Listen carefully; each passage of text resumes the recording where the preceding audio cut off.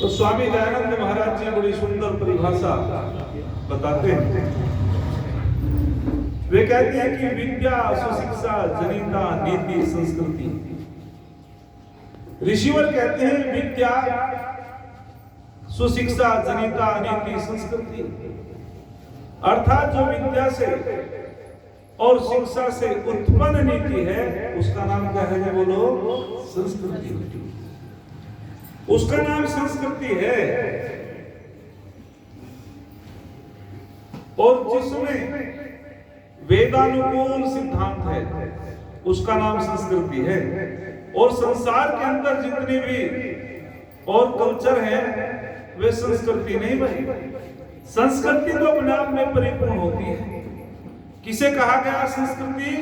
जिसमें विद्या भी है, शिक्षा भी है और जिसमें वेदानुकूल नीतियां हैं, वह संस्कृति है।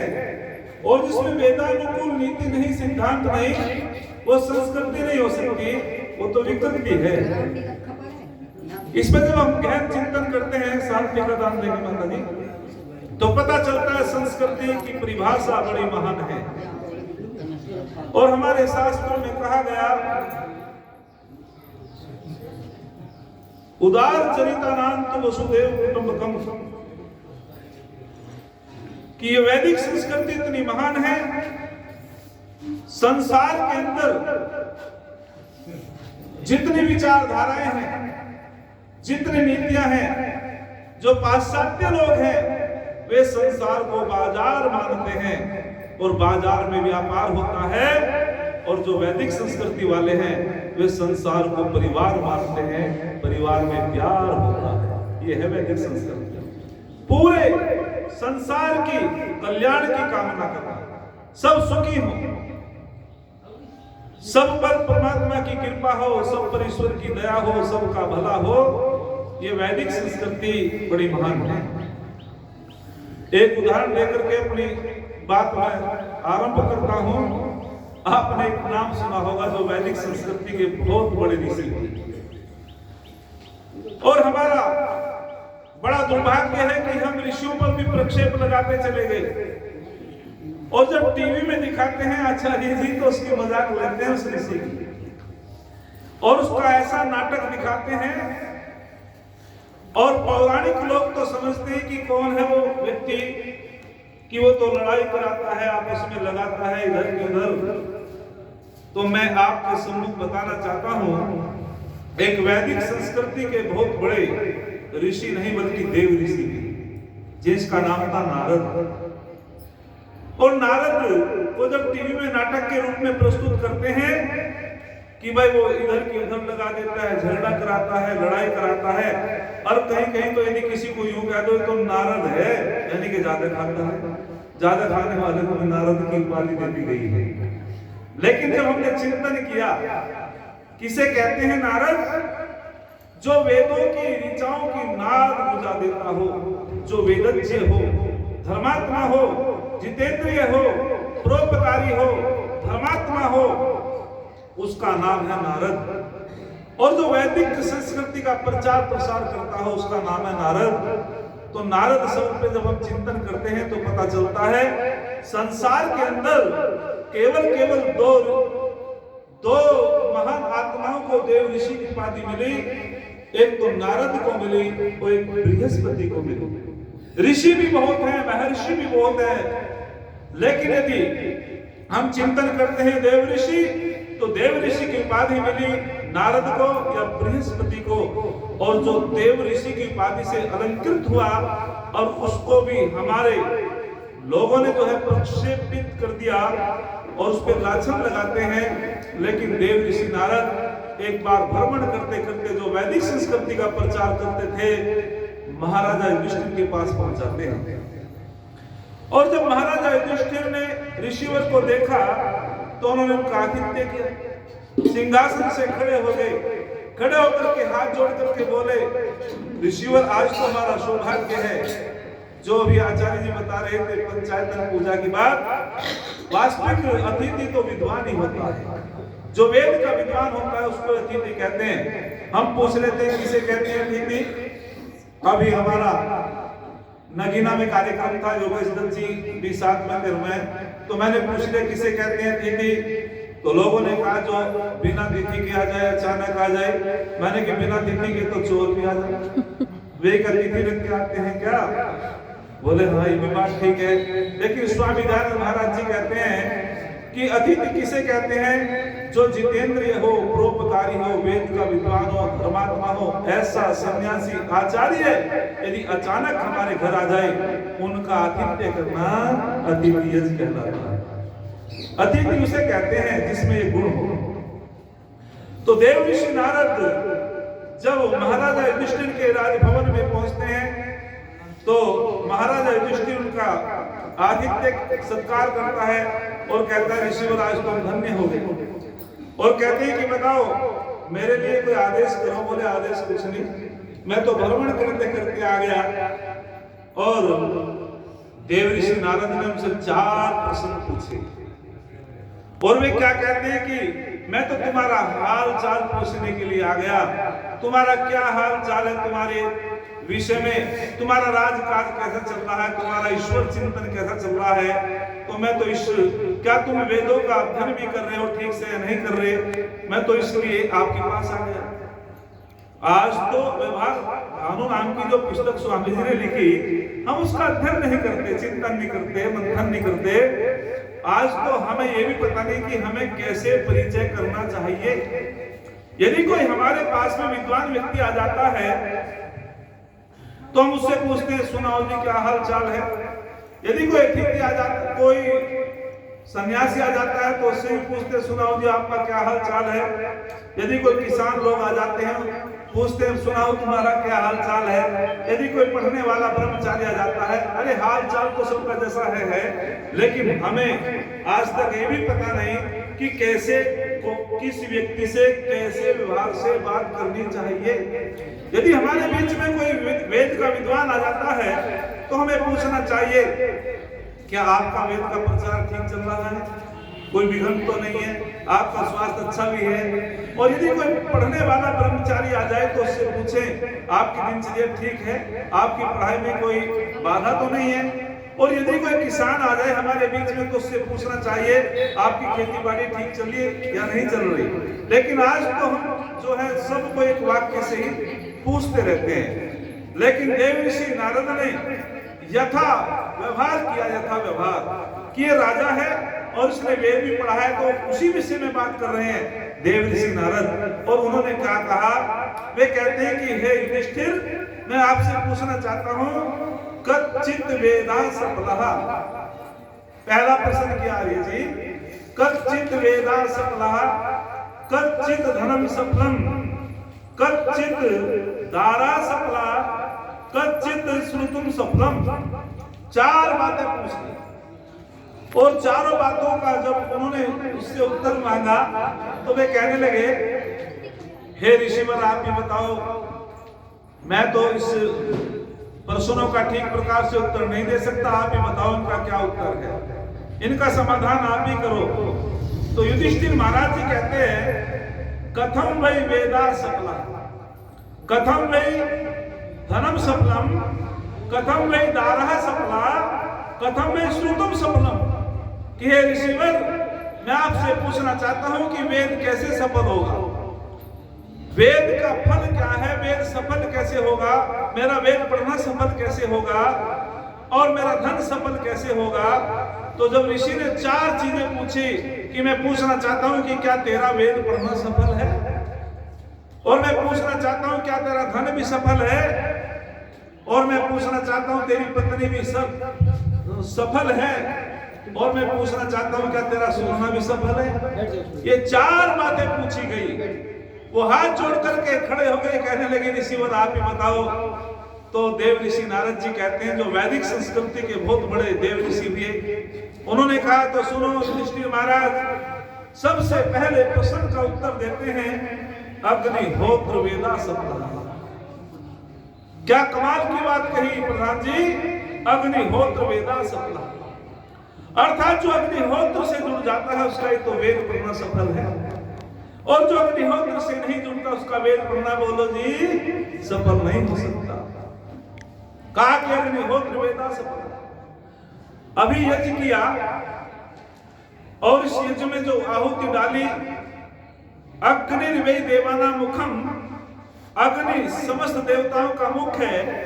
यदि तुम देवताओं को कुछ देना चाहते हो तो यही माध्यम है अग्निहोत्र, और कोई माध्यम नहीं है। तो हजारों गुना पदार्थ बढ़ा देता है अग्निदेव।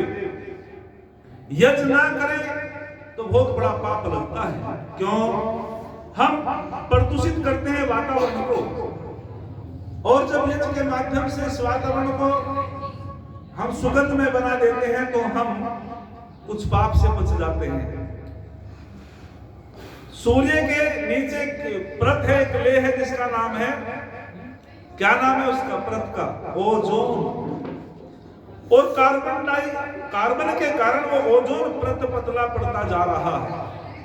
सूर्य की प्रावैंगिक किरणें इसमें को छन छन करके आती है और वो हमारे लिए स्वास्थ्य के लिए बहुत लाभदायक है, लेकिन कार्बन के कारण वो लेप कमजोर होता जा रहा है। जब हम अग्निहोत्र यज्ञ करते हैं देसी गाय के घृत से, तो इसमें से ओजोन गैस उत्पन्न होता है, और वो ओजोन गैस पृथ्वी लोक से लेकर के अंतरिक्ष लोक न्यू लोक तक पहुंचता है और उस लेह को, उस परत को मजबूत करने का कार्य करता है। अर्थात इस प्रकृति को संतुलित में रखना है, इस वातावरण को संतुलित में रखना है, तो हमें यज्ञ घर घर में बोलो करना ही पड़ेगा। तो कहा ऋषि ने अग्निहोत्र करने वाले का वेद सफल है, वेद पढ़ना सफल है। और वेदों में तो हमने पढ़ लिया है, यज्ञ करना चाहिए करते हैं नहीं, संध्या करनी चाहिए करते नहीं, उपासना करनी चाहिए करते हैं नहीं। पंचमा यज्ञों की चर्चा आचार्य जी कर रहे थे। जितना जरूरी ब्रह्म यज्ञ है उतना ही जरूरी अग्निहोत्र देव यज्ञ है, और जितना जरूरी अग्निहोत्र देव यज्ञ है उतना ही जरूरी पितृ यज्ञ है। आज बड़ा दुर्भाग्य है, जहां हमको अपने माता पिताओं की सेवा करनी चाहिए, पितृ यज्ञ करना चाहिए, आज अपने माता पिता की आवश्यकताओं की पूर्ति, उनकी इच्छाएं क्या है हम पूछते नहीं, लेकिन जो है हम अंधविश्वास पाखंड की तरफ बढ़ते जा रहे हैं। यही कारण है कि आज हमारे घरों में अशांति है। जो एक बता रहे थे, बहू के लिए सास एक माँ है, एक देवी है, एक देवता है, और सास को एक गिलास पानी की इच्छा है तो उसको एक गिलास पानी नहीं, सारे दिन बहू दूर से सिंचे, और सास एक गिलास पानी मांगे तो दांत बीचे। कितने क्या खाया था, मुझे इतना समय नहीं है। तो ये सबसे बड़ा अशांति का कारण है। हम समझ नहीं पाए कि हम पंचायतन पूजा कैसे करें। वास्तविक रूप से जिसको पानी की आवश्यकता नहीं उसको पानी दे रहे हैं, और जिसे आवश्यकता है उसे दे नहीं रहे हैं। बता रहे थे भज सेवायाम पूज सेवायाम, अर्थात पूजा का अर्थ क्या है, पूजा किसकी करनी चाहिए, कौन है पूजक?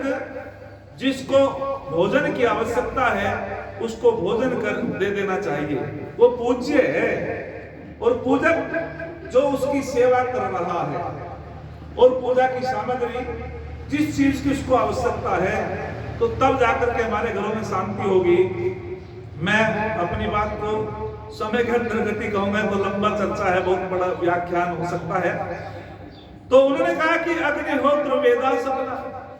जब तक हमारे जीवन में यज्ञ नहीं होगा, जब तक हम यज्ञ से नहीं जुड़ेंगे, स्वर्ग कहूं यज्ञ कहा गया है, यदि तुम सुख चाहते हो तो यज्ञ से तो जुड़ना ही पड़ेगा, बिना यज्ञ से हमको सुख मिलने वाला नहीं है।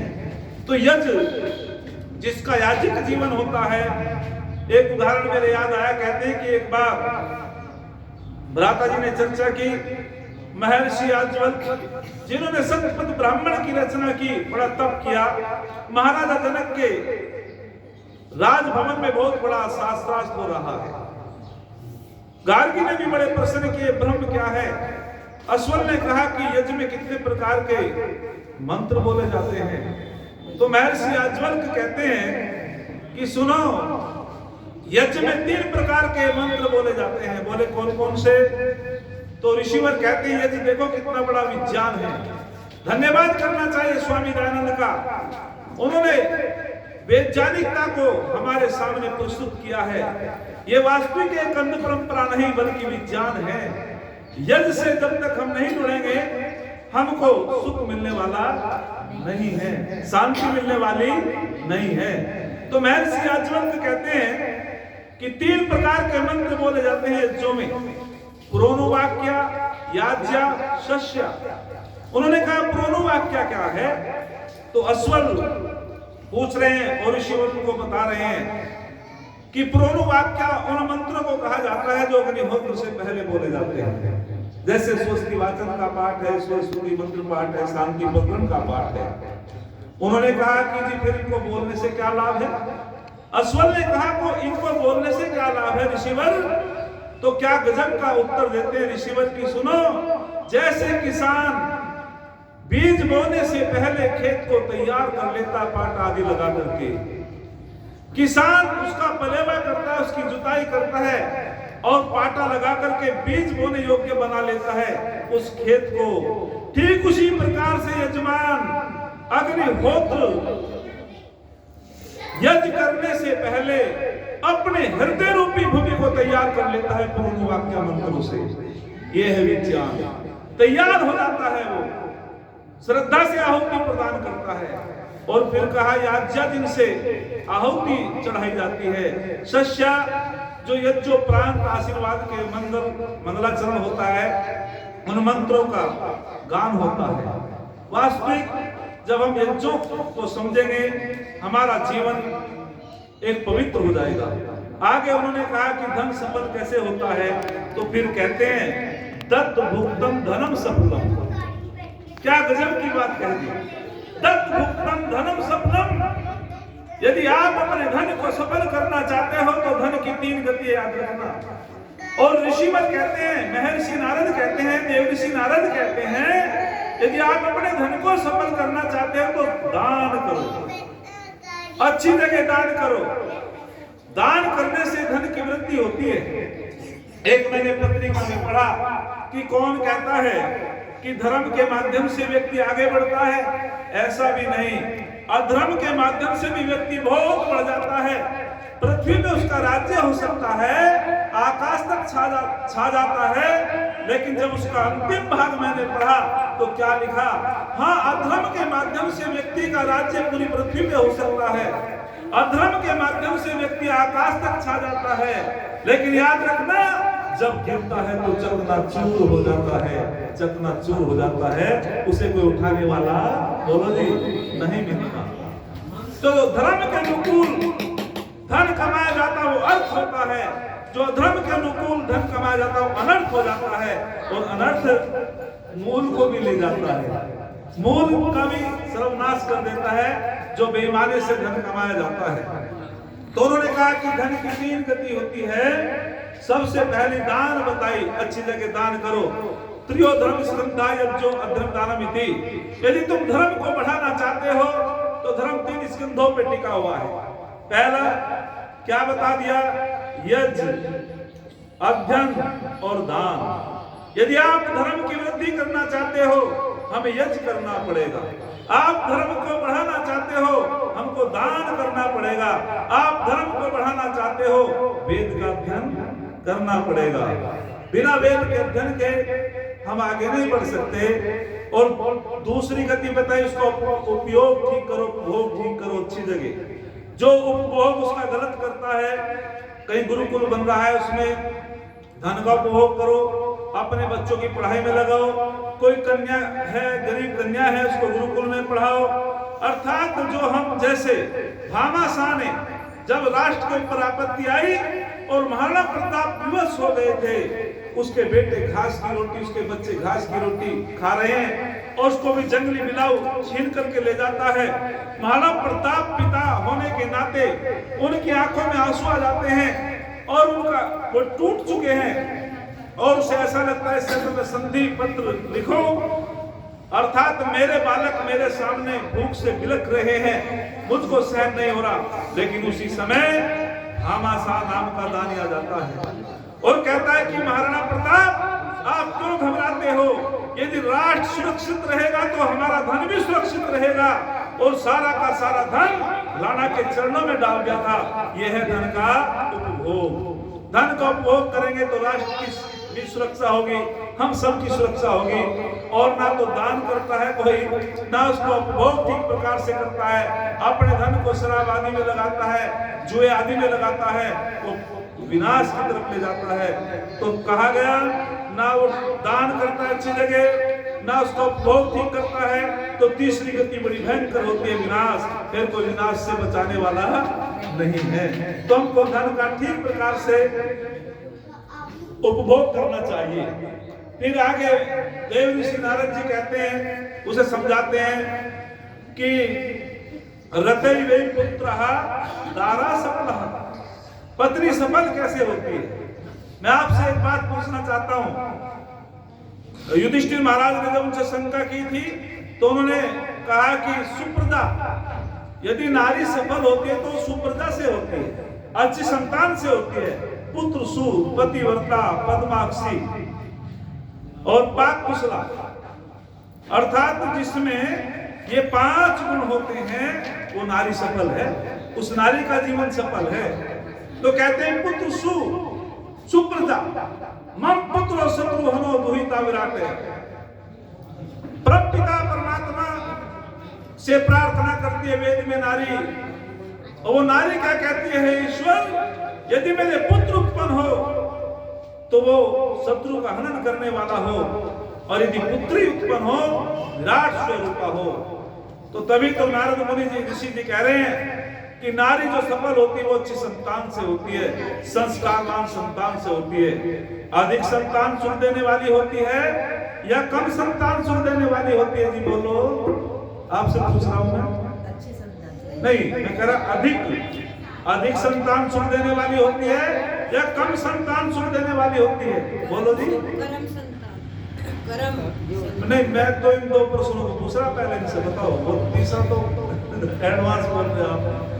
कुछ कहते हैं अधिक संतान सुख देने वाली होती है। मैंने कि क्यों? तो एक बाबा ने कहा कि किसी के 10 पुत्र होंगे तो घर की 10 लाठी होगी, पड़ोसी में डरेंगे। एक नया कम संतान सुख देने वाली होती है। लेकिन याद रखना, यदि अधिक संतान सुख देने वाली होती तो दुर्योधन तो सो थे, तो यदि कम संतान सुख देने वाली होती तो कंस अकेला था, अपने बाप को कारावास में डाल दिया था। तो हमारे शास्त्र कहते हैं ना अधिक संतान सुख देने वाली होती, ना कम संतान सुख देने वाली होती, जो संस्कारवान संतान है वो सुख देने वाली होती है। जिसके यहाँ संस्कारवान संतान है वो सुख देने वाली होती है, चाहे अधिक हो चाहे कम हो। बात है संस्कारों की, संस्कारों का बड़ा महत्व है। यदि सूर्य के अंदर प्रकाश ना हो, सूर्य का कोई महत्व नहीं। चंद्रमा के अंदर प्रकाश ना हो, चंद्रमा का कोई महत्व नहीं। दीपक के अंदर तेल ना हो, दीपक का कोई महत्व नहीं। कुओं के अंदर जल ना हो, कुओं का कोई महत्व नहीं। फूलों के अंदर सुगंधि ना हो, फूलों का कोई महत्व नहीं। यदि मनुष्य के अंदर संस्कार ना हो तो मनुष्य का कोई महत्व नहीं। संस्कारों ही गुणांतराधान मुच्यते। महर्षि चरक कहते हैं जिससे मन, आत्मा और शरीर की उन्नति होती है उसका नाम संस्कार है। और जो संस्कारवान संतान होती है वही सुख देने वाली होती है। तो कहा वही नारी सफल होती है जो अच्छी प्रजा को उत्पन्न करती है, उसका जीवन सफल हो जाता है, उसका यह लोक भी सुधर जाता है और लोक भी सुधर जाता है। और चौथी बात कहकर के मैं अपनी वाणी को विराम देता हूँ। फिर कहा कि सुनना सफल किसका होता है? 70% जो हम सीखते हैं वो सुनने से सीखते हैं, 15% सीखते हैं भ्रमण करने से, और 15% सीखते हैं पढ़ने से, अध्ययन करने से। तो सुनना जो ठीक श्रद्धा पूर्वक सुनता है वही विद्वान बनता है, वही आगे बढ़ता है। तो सुनना, तो उन्होंने कहा शील व्रतम श्रुतम सफलम, अर्थात जो शील, जो श्रोता शील स्वभाव से श्रद्धा से बैठ करके सुनते हैं, और जिन्होंने व्रत धारण कर लिया है, यम नियमों का पालन जिन्होंने किया अपने जीवन में, जो व्रती होता है वही आगे बढ़ता है। व्रत का मतलब भूखा मरना नहीं भाई, व्रत का मतलब है संकल्प धारण करना अच्छी बातों का, प्रतिज्ञा धारण करनी, आज से मैं व्रत धारण करता हूँ, यम नियमों का पालन करूंगा। आज से मैं व्रत धारण करता हूँ, संध्या करूंगा। आज से मैं व्रत धारण करता हूँ, ब्रह्मचर्य का पालन करूंगा। आज से मैं व्रत धारण करता हूँ, दान करूंगा। ये होते हैं हमारे जो है, उसी का सुनना सफल होता है जो शील स्वभाव का होता है, सदाचारी होता है, परोपकारी होता है, और जो शांत स्वभाव से विद्वानों को श्रद्धा पूर्वक सुनता है, उसी का सुनना सफल हो जाता है। और जो इधर से सुना इधर को निकाल दिया, उसका कोई सुनना सफल नहीं होता है। आचार्य परमो धर्म है, आचरण सबसे बड़ा धर्म होता है। जो भी हम विद्वानों की बातों को सुनते हैं, उसे सुन करके हमें मंथन करना चाहिए। श्रवण मनन निधि ध्यासन, पहले सुनो फिर मनन करो, फिर निधि ध्यासन, अर्थात उसको अपने एक खजाने के रूप में स्थापित करो।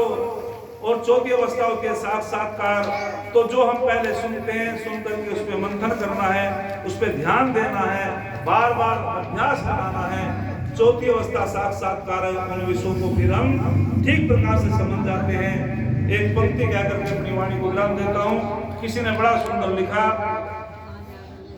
बस